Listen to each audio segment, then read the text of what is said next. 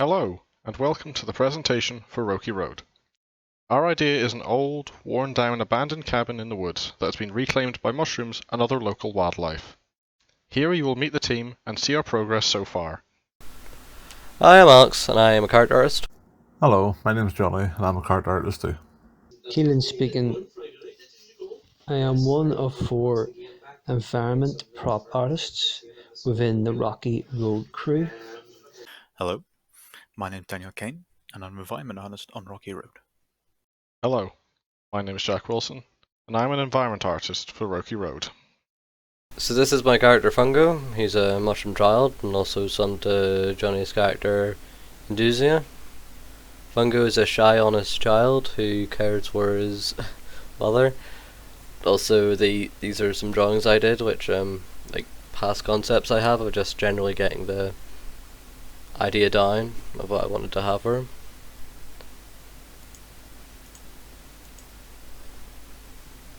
My main inspiration for him was the mushrooms of Hollow Knight, because of just the general similarity of the themes of Roki and Hollow Knight, of like the colours. I wanted my character to have a large but stocky build with thick limbs, because I see it's the only way of it not being able to fall over from walking around, because like mushrooms aren't really that sturdy.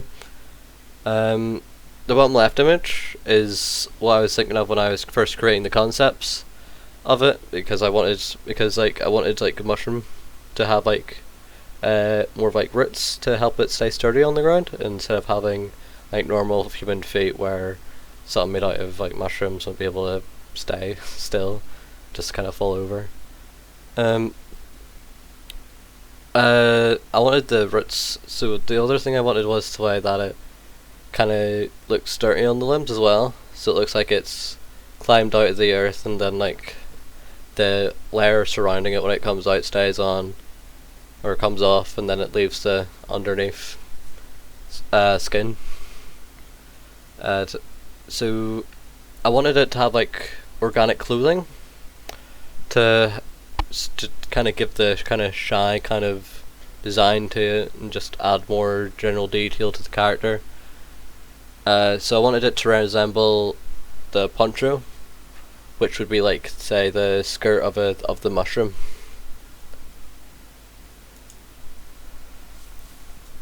So when I was making the model, I had the reference image, and I was also looking at the Henrik model, which was given to us, where I would look at the arms and the limbs and just try to kind of build my character around to make that like kind of stocky, just like the Henrik model.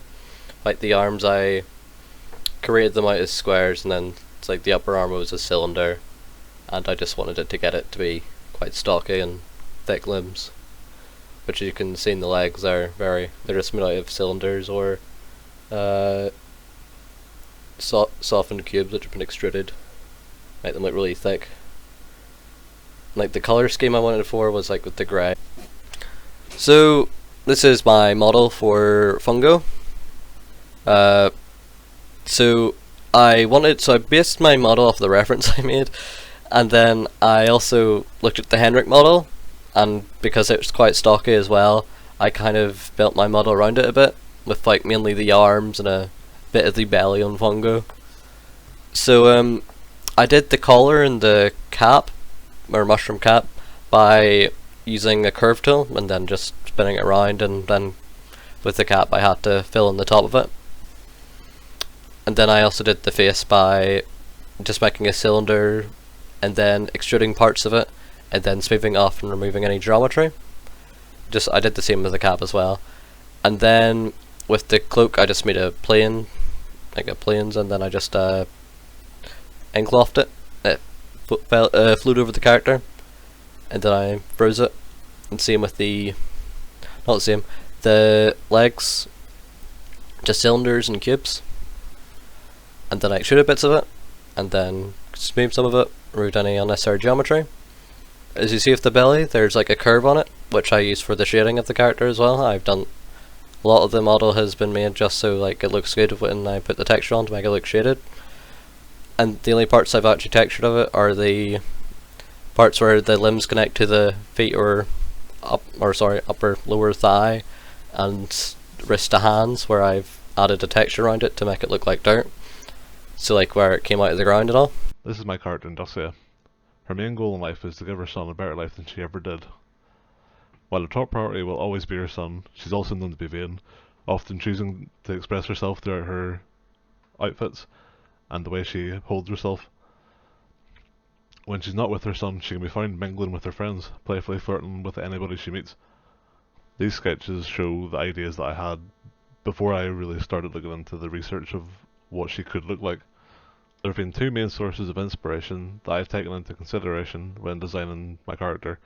The first is this mushroom, and I'm not going to attempt to say the scientific name, but it's commonly referred to as the veiled lady mushroom. I wanted the veil section of this mushroom to feel different than fungo, whereas he feels a bit more masculine with his poncho. I wanted my character to feel more feminine with a long flowing dress. My second biggest inspiration have been drag queens. Drag queens are famously known for their distinct silhouette and their over-the-top makeup. I wanted to bring in that sort of aspect to my character to give her a more unique look compared to some of the other characters found in Roki. While I looked at the whole community for inspiration, Kimchi, the drag queen in the two rightmost pictures, was my main source. She is known for her distinctive style, and in particular these two outfits she's wearing have been influential in my overall design. The veil on the first image in the red dress influenced sort of how I want the veil to look on my character, as well as the dress silhouette on the right hand side with the puffy shoulders and the gloves. These two turntables show how she'll look with and without the veil. The veil will be a part of her final design, having alpha masks to make the holes and the sort of shape you'd expect to see from the veiled lady mushroom. I wanted to show her without the veil as well, just so you get a better idea of her silhouette and how her face will look. I'm still working on some of the colours, so the textures are kind of placeholder at the minute. I want to add other wee smaller details such as a necklace and a belt to sort of make her stand out that bit more. The veil itself was created using end cloths to make it feel natural the way it flowed throughout from her head. While creating the headpiece, I decided to use a lot of soft selection tools to make it more natural feeling, so that it feels like a real mushroom rather than just a hat. I found that as well when it was sort of more blocky than that, it looked less like a mushroom, and I think that reads a lot more as mushroom. To help us make the scene, we took inspiration from many real-world buildings. The log cabins have a cozy feel to them, while the abandoned buildings have a more serious atmosphere. For our scene, we wanted to land somewhere between the two. Here is a number of the models I have contributed so far to the project. With the theme of the cabin being worn down and old, the props show their age by having various bits of damage, such as having chips taken out of them, and certain lines being twisted and out of shape. While there isn't much and the props are untextured currently, they fill up a larger area and are more visible than some of the finer details that have been made by the other artists on the project. Here are a couple of models that have been made for the scene. The top left image is based off a mushroom knife to imply that the character has been gathering mushrooms. The mushrooms that grow around the cabin are there to hint of the house's age and how kept the house has been. Many items in the house are battered and bruised, such as the chair missing one of its legs and a clock missing its hands. This is a work in progress render of our scene. Many things still need to be added, such as the fireplace, a sofa, and wooden panels for the walls and floor. Many things are also missing their final texture, such as the table and the TV. When the room is finished, it should give a feeling of a once homey, cozy cabin that has been lost to time.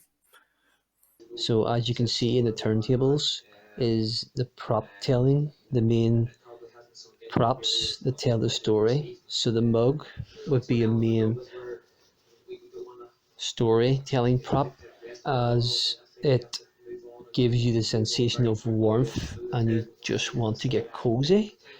The second one is the suitcase, mini suitcase, and that would give you the impression or the holiday sensation or feel. Thank you for listening to our presentation about our project. If you have any questions, then feel free to ask.